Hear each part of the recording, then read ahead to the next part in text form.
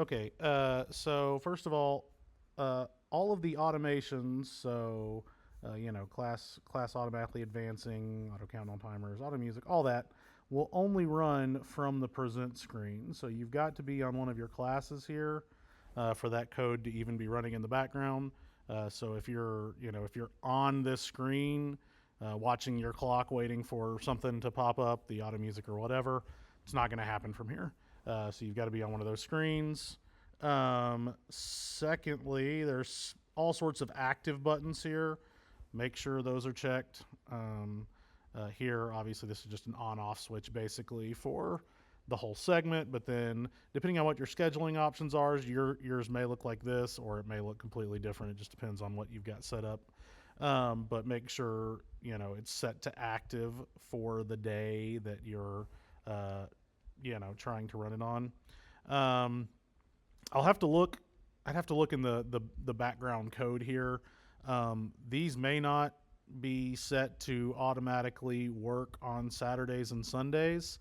So if you're trying to do this on a Saturday and Sunday, it may not work. I'm not. I'd have to look at my back end code, but so that could be an issue as well. Playlist, obviously, make sure you have a playlist selected. I don't think you can save this without a playlist selected. So, but in the playlist itself, make sure these are all set to active. The link, as long as something pops up over here, the link should be valid.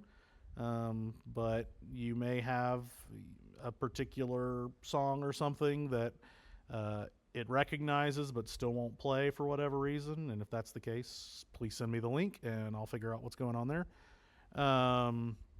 If you're using this playlist thing down here, once again, as long as the songs populate over here, then it should be fine. This next button, make sure you've got one of those selected. I'm pretty sure there's no way to not have at least one selected. That automatically gets checked. And by the way, when I say automatically gets checked, the next song will always get selected after the music plays, if that makes sense. So, yeah, that's all that should be going wrong there.